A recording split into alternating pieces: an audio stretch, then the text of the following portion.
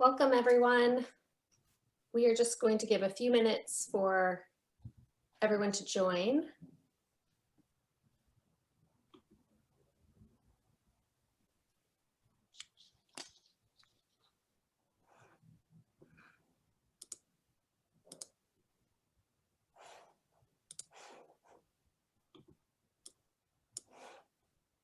Welcome. For those of you just joining, we're going to give about 1 minute to allow people to join and get settled.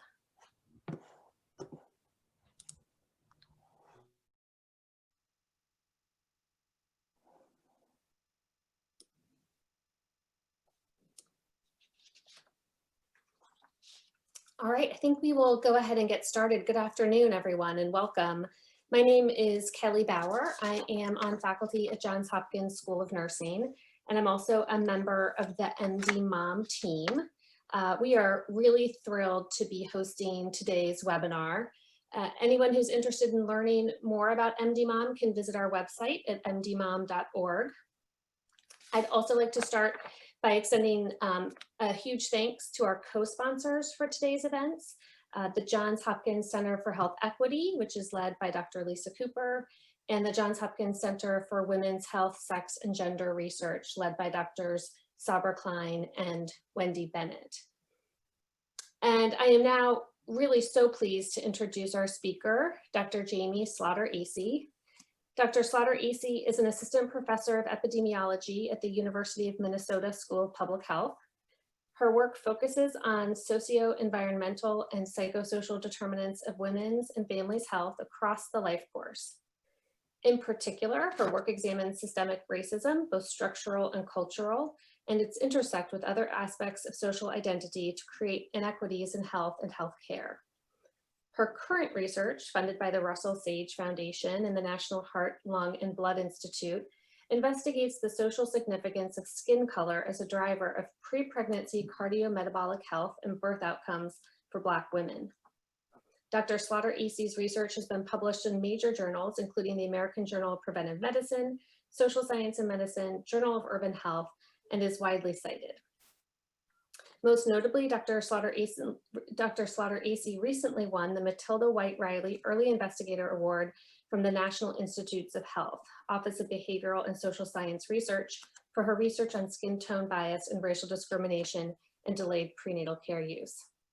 I really want to extend a warm welcome and sincere thanks to Dr. Slaughter-Acey for being here with us today. We are so grateful to have you here. Well, I am glad to be here, Dr. Bauer, and I know my last name is a mouthful, so feel free to just be Dr. S. Say Dr. S. Thank you for your kindness. So I'm really excited to be here to talk to people about pregnancy-related outcomes and colorism as a driver for these. Just to sort of refresh people's minds who have been familiar with or have been kind of watching or monitoring maternal mortality in the United States and pregnancy-related mortality. There's significant racial and ethnic disparities that exist here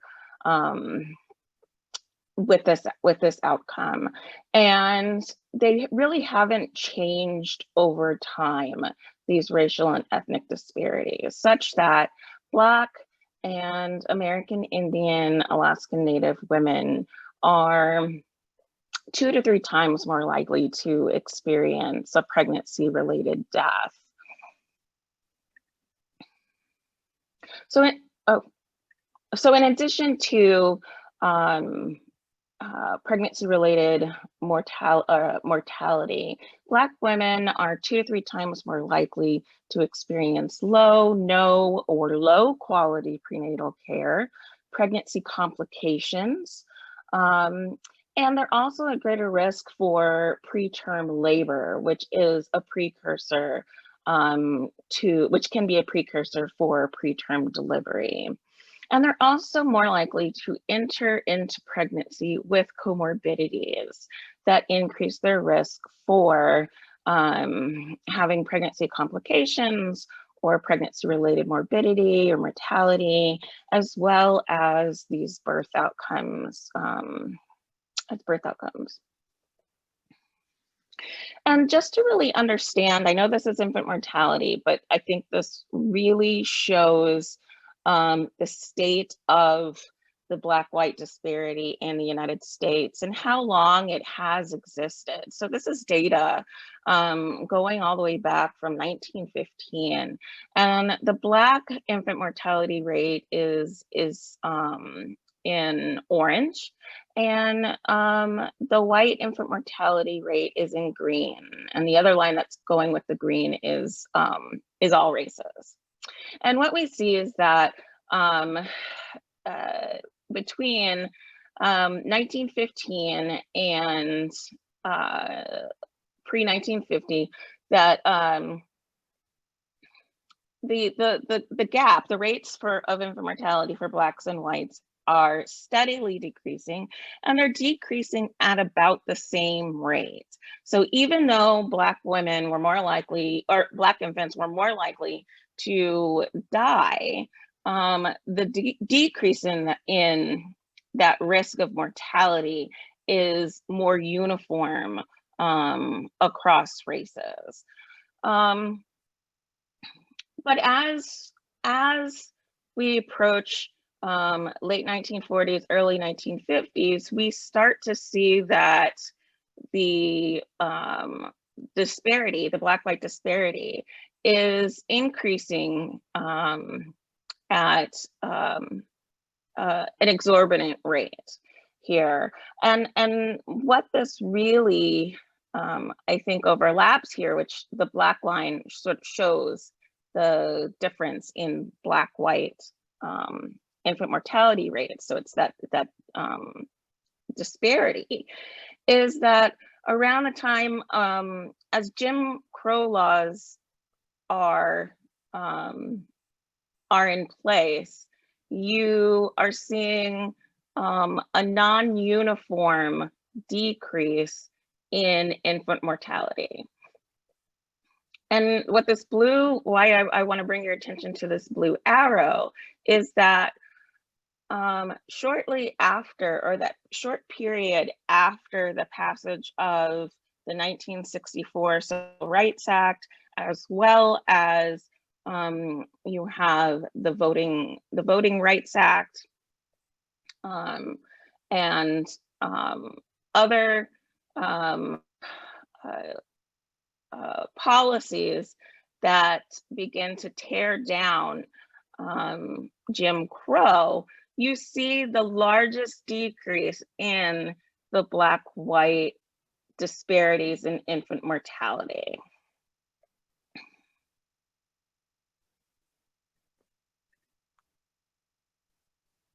And so, in part due to availability and quality of surveillance data for maternal mortality, we're not able to look at maternal deaths as far back as we are for maternal mortality, for infant mortality, and also because of changes in the way that we report and record maternal deaths. It would be wrong for us to include data after 2007 on this graph. But here we can also see sort of that same pattern in which while Black women are more likely to die, Black pregnant women are more likely to die than white women. The decrease in maternal mortality is relatively uniform, and it is in the Jim Crow period that we see the Black-white ratio accelerate, and then after passage of the or during the passage of the Civil Rights Act and Voting Rights Act and other measures to stem the effects of Jim Crow, we see a sharp decrease. And so this is really relevant because we know that structural racism and interpersonal racism are linked to this increase in adverse pregnancy outcomes for Black women. And those trends graphs that I just showed you are an important reminder that we can intervene on racism.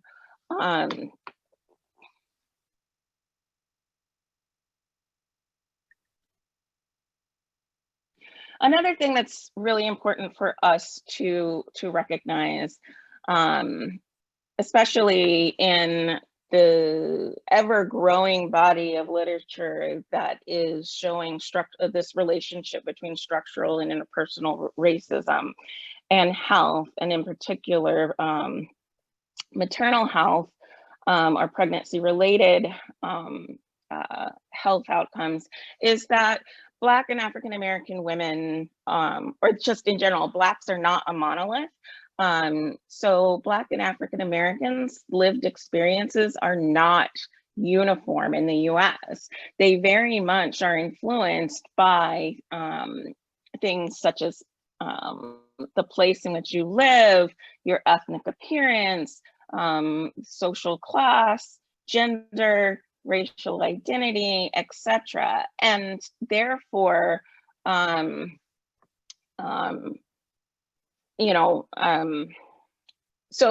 if that influences experiences or processes of racialization, we need to incorporate this complexity into our research as well as our interventions, whether it be at the individual level or at the policy level, when trying to disrupt the effects of racism on maternal health.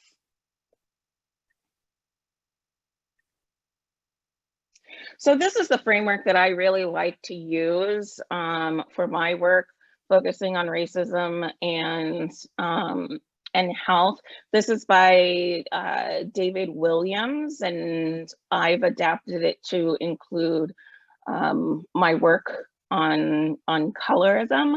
But the reason why I really like it when thinking about the ways that racism impacts health is that it really puts racism and these other social institutions that are fundamental causes in the patterning of health, and in our case, in our conversation, maternal health at the forefront. These are basic causes of the social patterning of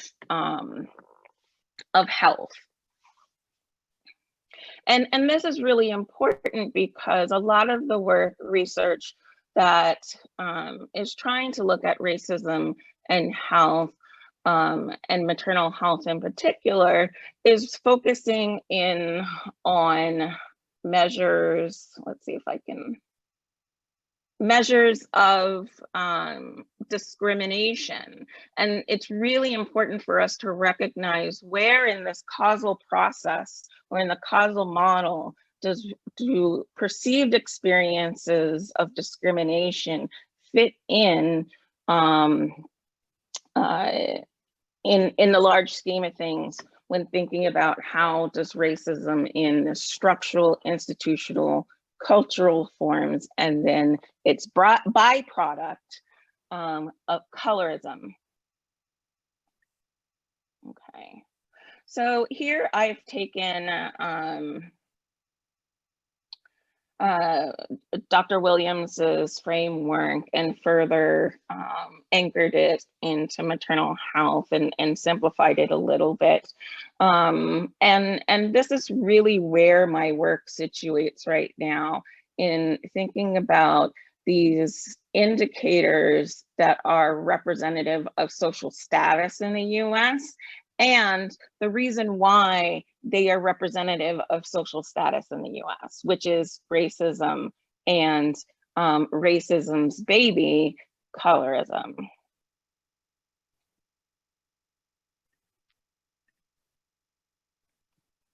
So skin tone, like I said, colorism is racism's baby. So skin tone within the context of racism is not just a physical trait that signifies value neutral differences. And it's not just a biological attribute that protects our DNA from degradation due to exposure to ultraviolet light. But it takes on this symbolic and racialized meanings as a result of racism. And so there is this hierarchical nature that's laden or embedded into skin tone in particularly in this country.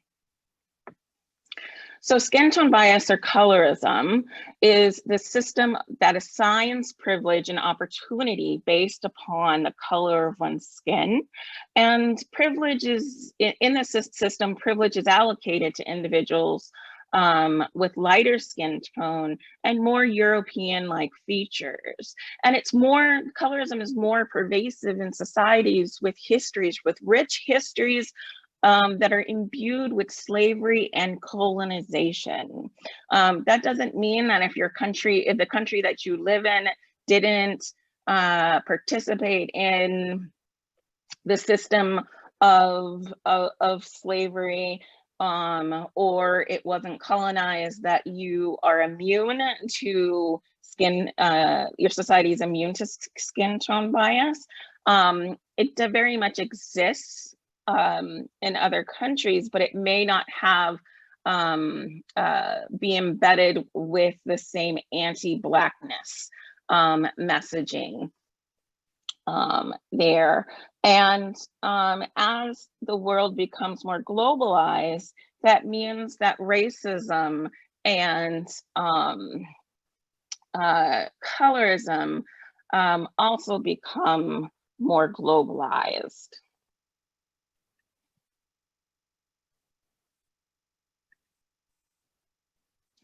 So with colorism, I like to think about it in two different ways. There's in-group colorism, in which someone who identifies as Black or African American, they may experience discrimination or exclusion based upon their skin tone, and this can from other members that belong to or who they perceive as belonging to their racial ethnic group. And this can occur in multiple settings. So it could be in work, at school, in public settings, among families and friends. It could also be within the healthcare system and even in the judicial system. But people can also experience out-group colorism, in which this same person who identifies as Black or African American, they may experience social exclusion and discrimination from people who are not part of the African American or Black community. And this too can operate in multiple settings.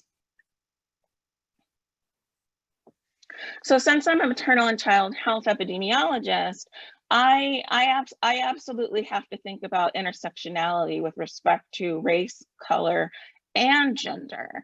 In part because only females or only individuals with a uterus are able to get pregnant and give birth. So so yes, my work is situated in the middle of race, skin color, and gender, and really thinking about that intersectionality placed within a historical context, within a socio-political context, and also thinking about it from this life course perspective in terms of life stage of development. So the question could be is there this intersecting relationship between skin tone and gender? And absolutely there is. So, and researchers or scholars hypothesize that skin tone may have more significance in the lives of women than of color than men of color, in part because female beauty is equated with being light-skinned and having more Eurocentric features, such as a narrow nose, straighter hair texture, and even the color of one's eyes. We can look to the media and see where colorism sort of embeds itself. This was a story that was published in Urban Time magazine, but then also picked up by another another major magazine, in which it's calling on the beauty sort of media to take a look at itself and see the role that it plays in perpetuating this system. And it can have really profound effects. Okay, so you guys are supposed to be seeing a white screen, don't panic. But we can also, take a look at this using social media to sort of see the pervasiveness of colorism and the realities that it has for Black women and other women of color. And so just in searching Twitter with the hashtag colorism, I came across this tweet. Black men claim they like natural hair, but which picture do you think they would choose? So here's picture 1, a beautiful, gorgeous Black woman. Picture 2, beautiful, gorgeous Black woman. And someone replied to the post, most would choose the one on the right because she's more attractive than the woman on the left. Anything else? And when we can even look at the handle of this tweeter, Light Skin Love, and the handle is even representative of colorism.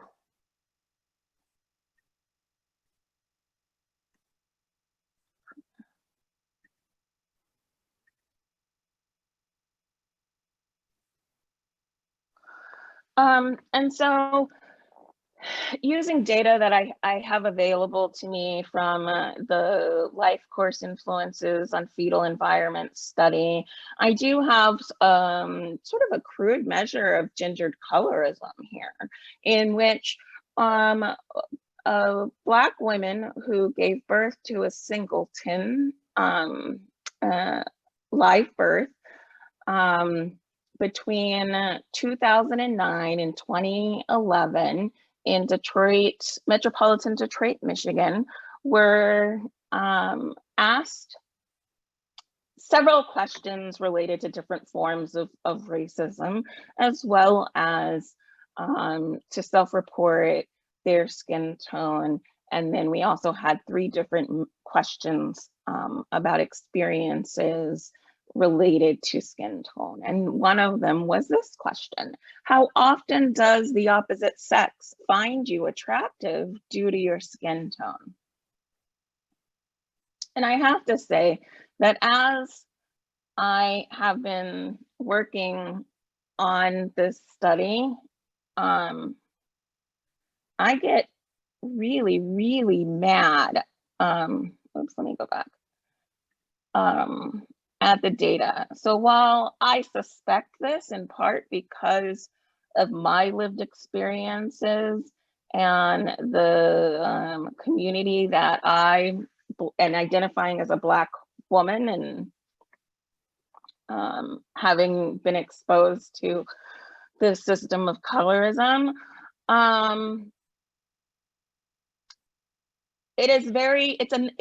it's something else to actually see this represented in data. And so here we see that women who reported their skin tone as being very light brown, they are more likely to report that the opposite sex finds them attractive very often because of their skin tone. With women who reported their skin tone as dark or medium brown, the least likely to report that the opposite sex finds them attractive due to their skin tone. So then the next question is, well, does this play out in terms of, how does this play out in terms of outcomes? Do we actually see gender differences? And the answer is yes. So colorism has been associated with measures of self-perception, marital patterns, opportunities for mate selection. And so this is not the likelihood of one getting married, but it is when one gets married and who one marries, right? So this could be the occupational status of who one marries, as well as the skin tone of their partner. Educational attainment, overall standard of living, and where you see the little stars or crosses, those represent outcomes in which gender differences have been identified. In terms of health, skin tone has been associated with hypertension and blood pressure, depressive symptoms, allostatic load, body mass, and some measures of cardiometabolic health. And in terms of hypertension, body mass index, and cardiometabolic health, gender differences have been noted. And these three, especially these three health outcomes in which gender differences have been identified, are particularly relevant when we're talking about maternal health.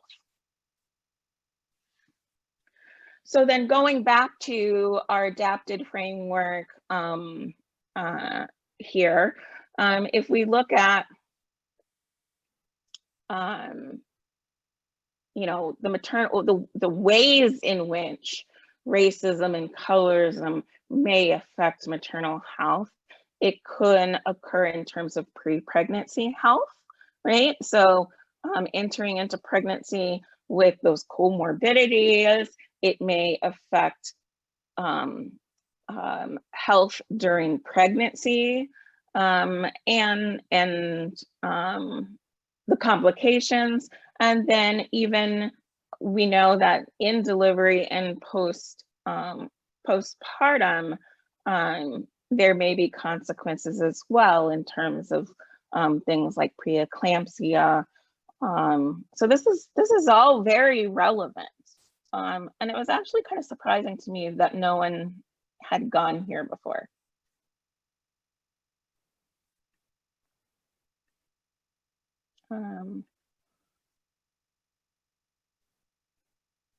Okay. So let me just find my pointer here. Okay. So with funding from the Russell Sage Foundation, I utilized the life course influences of fetal environment study to take a first look at this relationship between maternal skin tone as a proxy for colorism and racism, and prenatal care. And what I found in this first published article, or what we did in this first published article, is we looked at experiences of racism in the form of racial microaggressions and whether it was linked to prenatal care use for Black women.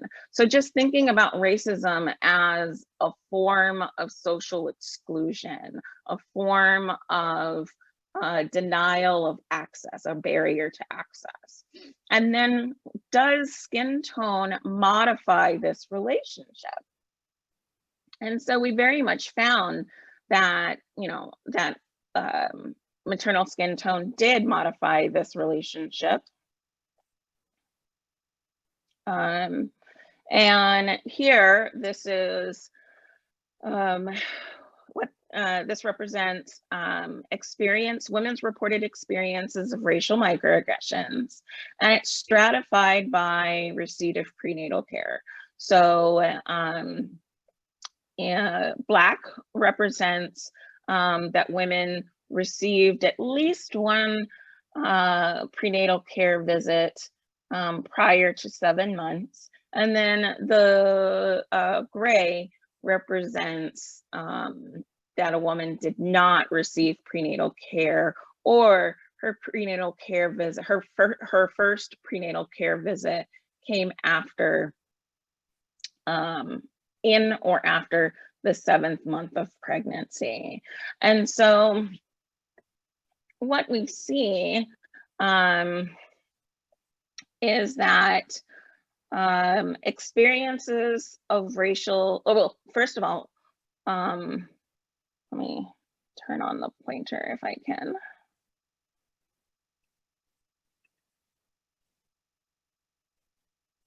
Oh, it's not letting me, but so what we see is that for the overall, that women who received late or no prenatal care were more likely to report racial microaggressions. And then if we look at this by maternal skin tone, we see that regardless of experiences of racial microaggressions, women with medium brown skin tone, basically racial microaggressions was not associated with women's receipt of prenatal care for medium brown women, but it was women at the ends of the continuum who experienced greater racial microaggressions, who were more likely to have delayed or no prenatal care. So, and I'll come back to this a little bit in terms of why might we be seeing this U-shape relationship in the way that skin tone modified the association between racial microaggressions and prenatal care. So here are the adjusted odds ratios, just demonstrating the association between racial microaggressions and the outcome of having no or late prenatal care by maternal skin tone. And just sort of caveat, so we looked at racial microaggressions overall, but we also asked women whether or not about the occurrence, so just the experience, but then also how much it bothered them, and both were sensitive to this. Okay, so so after sort of establishing that relationship in which colorism intersects with racism to influence access right? So it's thinking about that pathway of social exclusion, or that allocation of social resources to influence pregnant women's access to prenatal care. I wanted to think about non-health care related outcomes.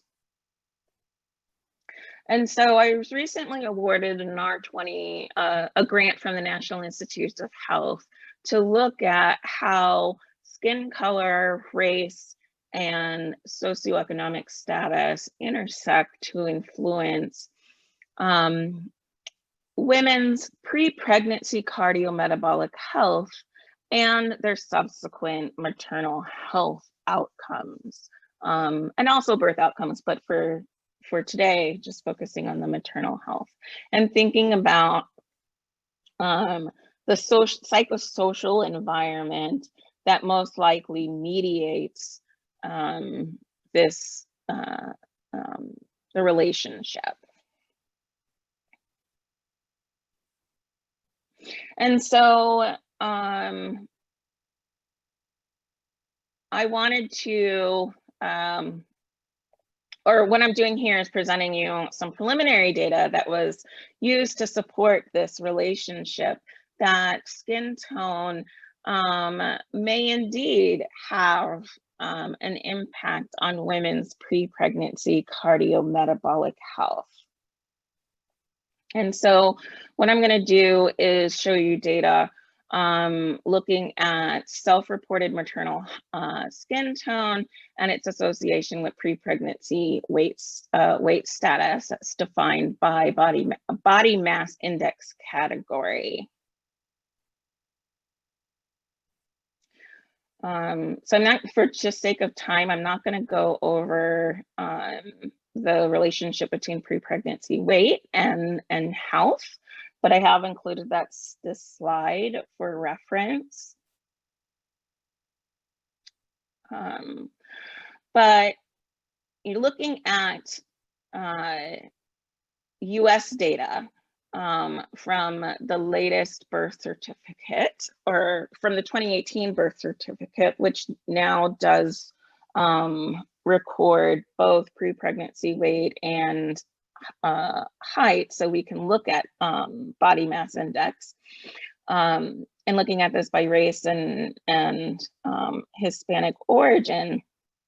We see that for non-Hispanic Black women, they are more than 60%, or more than 60% of non-Hispanic Black women are likely to enter pregnancy with a body mass index greater than 25. So they're carrying this excess weight into their pregnancy, which increases their risk for pregnancy complications, and other morbidities, and even mortality and adverse birth outcomes. So this is the demographics, or of the LIFE study. As I said, women were recruited between 2009 and 2012, not 2011.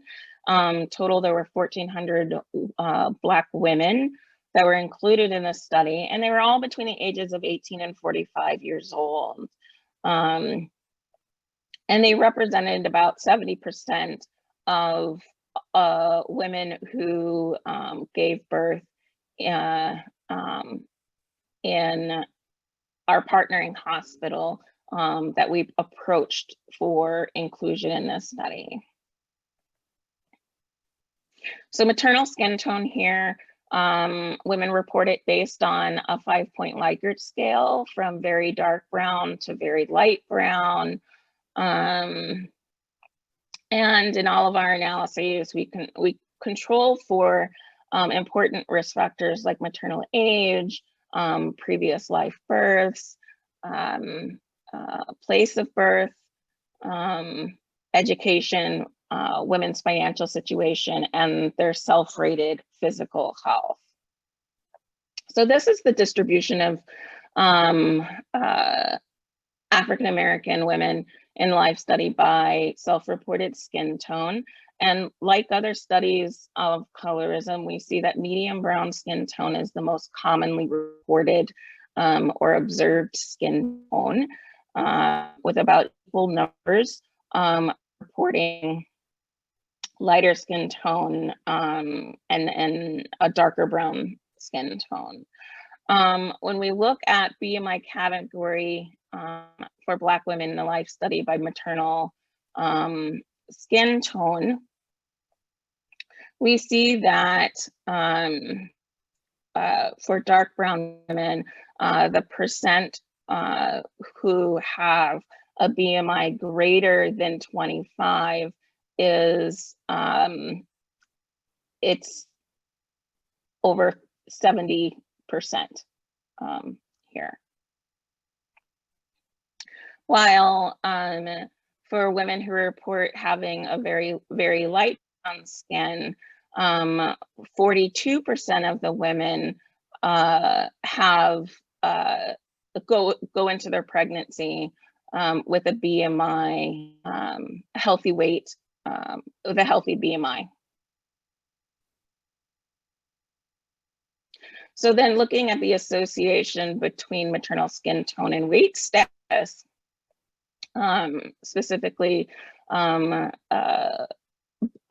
two categories, BMI greater than 30, which represents obese, and BMI between 25, oh, sorry, that should be 25 and 29.9, excuse that typo, which would represent overweight.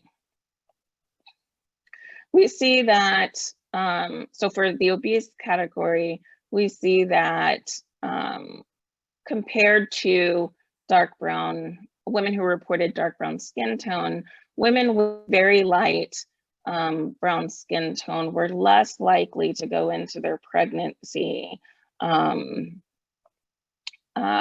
with excess weight, with their excess weight falling into that obese category. And this remained true even after we controlled for those maternal risk factors that I mentioned earlier. And this relationship, the other thing I want to sort of call to your attention is that this relationship is kind of gradated. And here, when we look at women whose BMI falls into that overweight, we also see the relationship, but not nearly as strong, but you do see that that gradation. So what I want to do, just sort of wrap up in saying that you know, the next phase of my work is really to not just establish this relationship between maternal skin tone as a proxy for colorism and racism, but to explore, to establish the mechanisms that link the two. You know, earlier I said that, let me, I'm gonna skip to a slide that I have.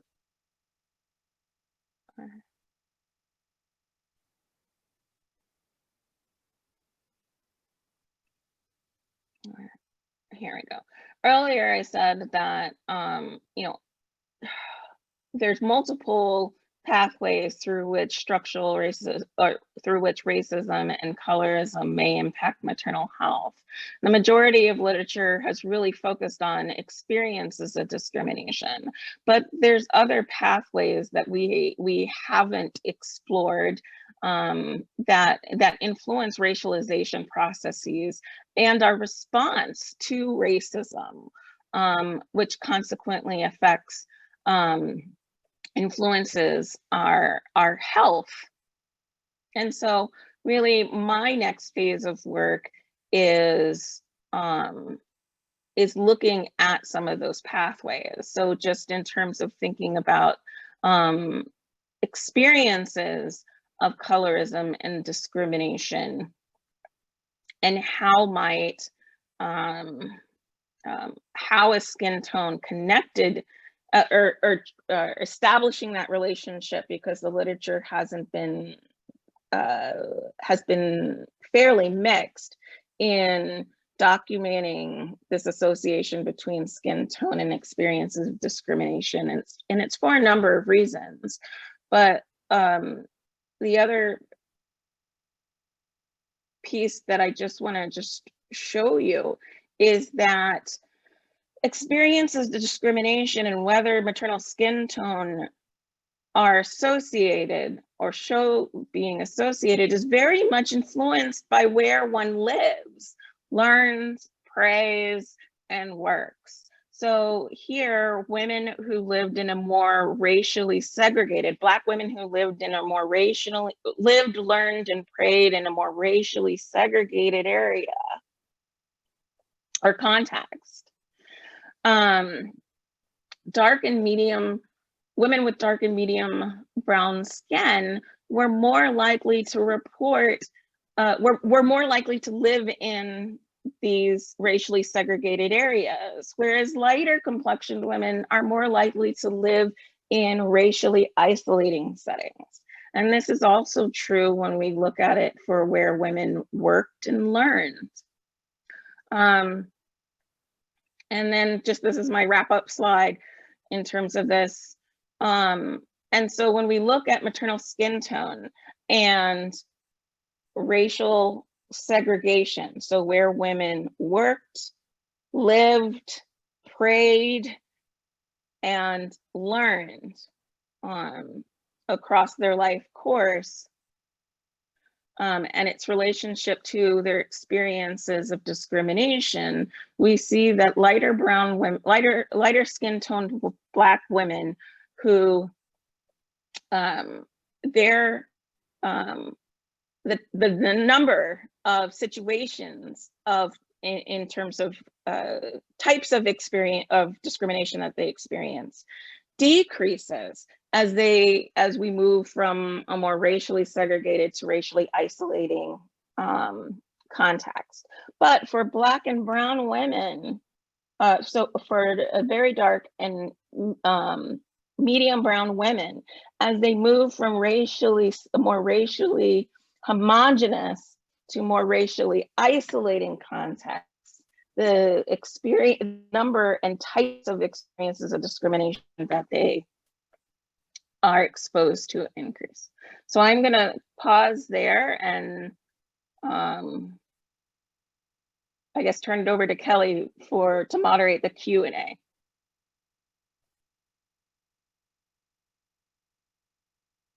Oh, you're muted.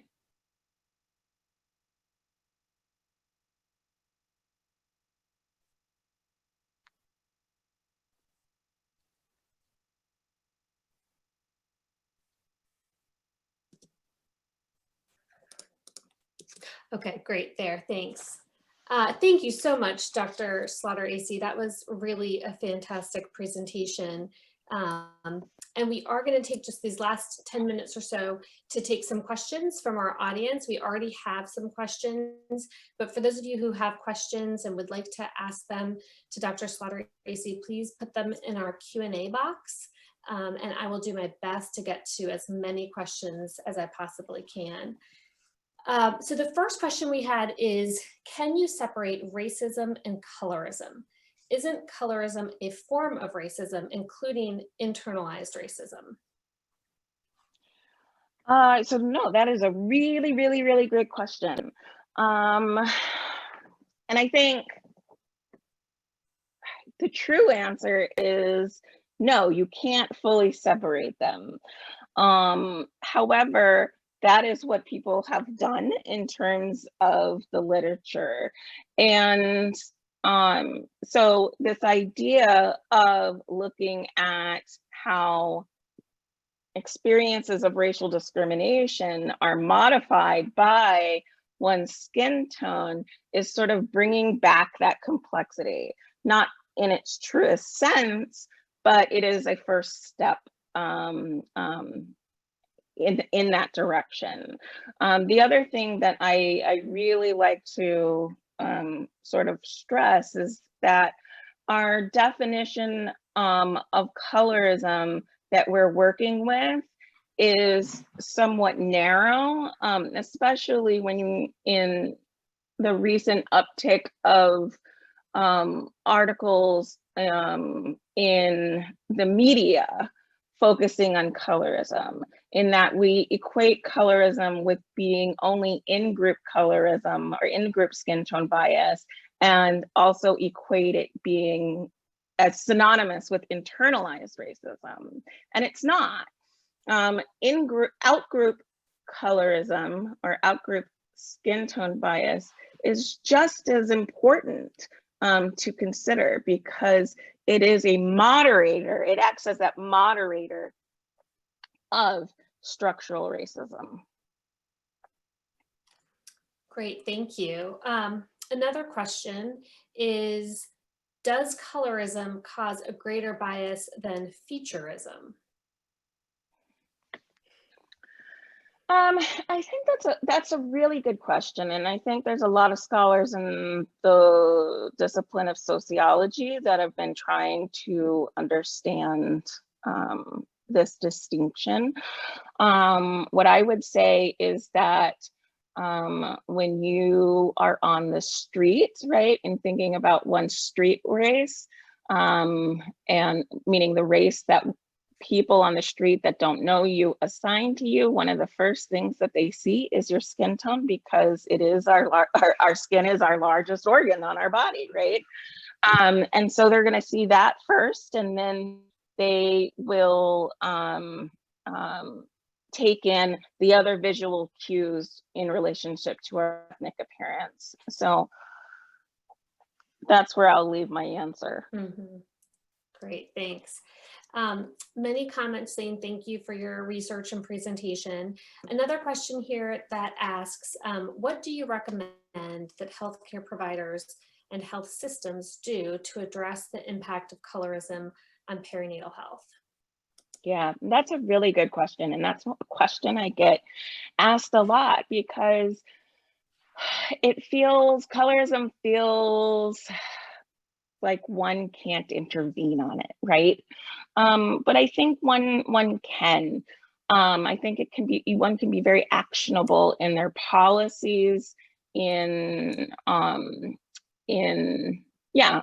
policies and in their interventions to push back against colorism. So for example, in that first paper with the prenatal care that I showed you, what's a caveat of that paper is that I am assessing discrimination in everyday life, not just within the healthcare system, right? And I'm showing you that experiences of discrimination in women's everyday life were a barrier to them accessing prenatal care, and that as a barrier, it wasn't uniformly distributed.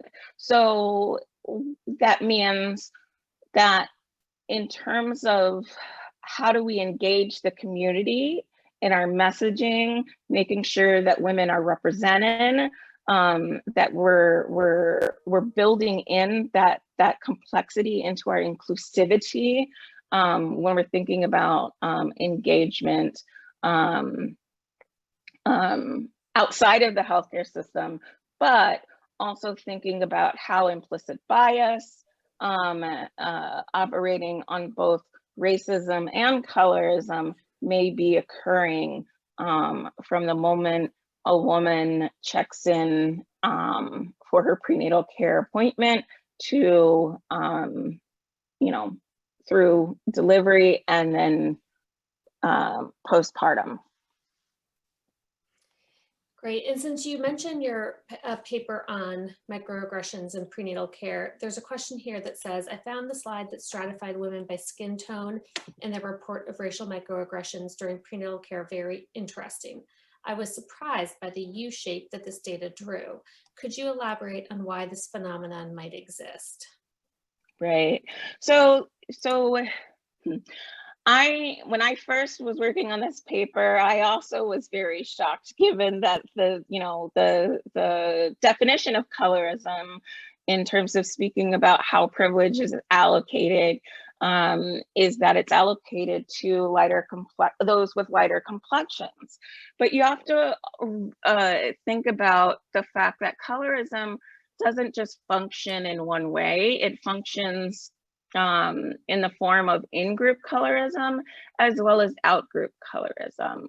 And the impact or the amount of those types of colorism, how they're operating, whether they're operating and to what degree they're operating, is influenced by the racial composition in which women live, learn, pray, and work in. And so what we're finding is that for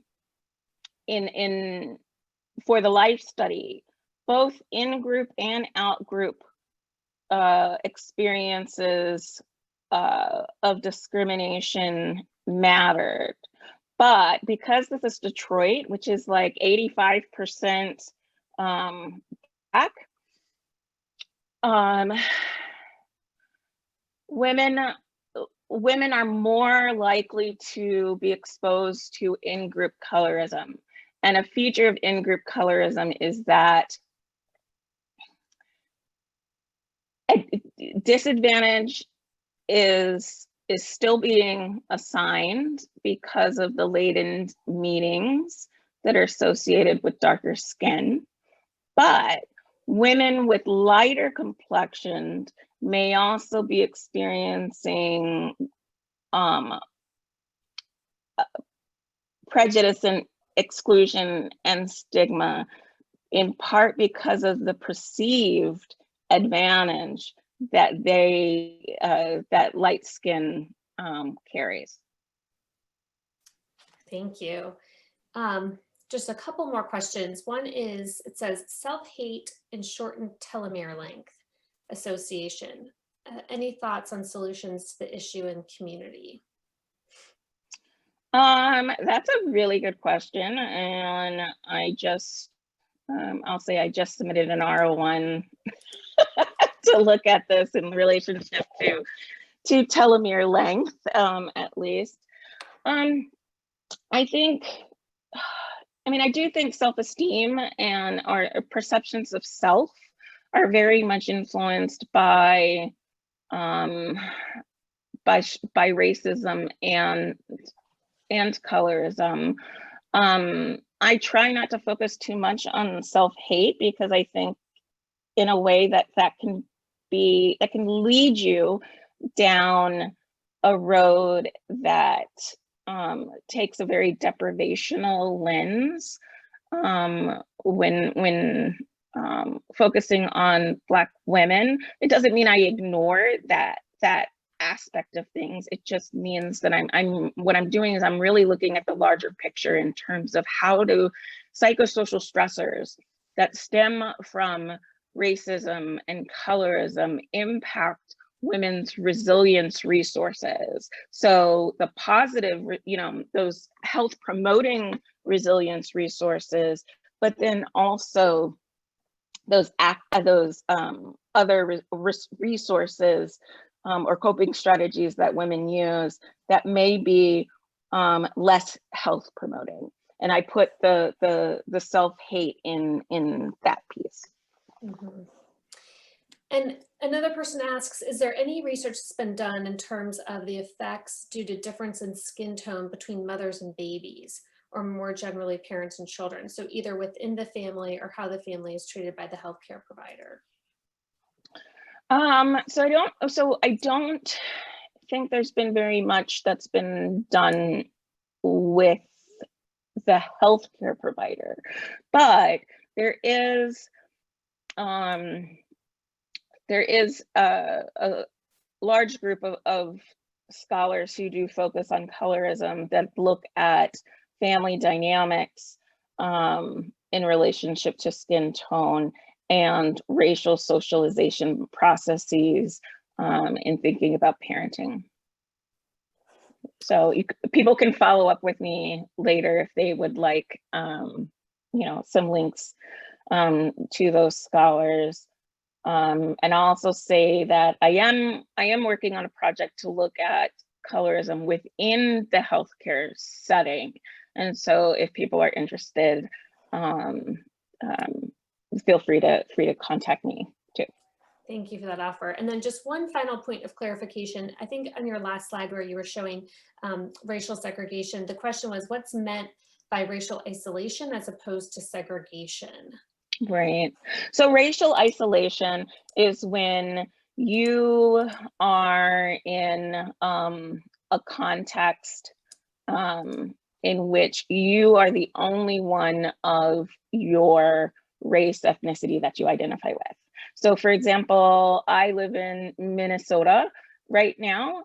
And so as a woman who identifies as Black African American, and there being, I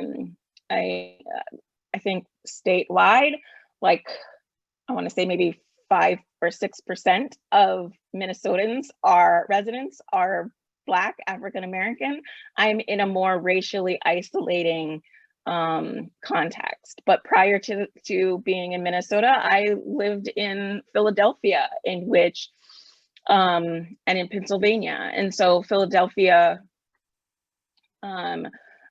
I walked out my door and there were other people that looked like me and identified as being Black or African American.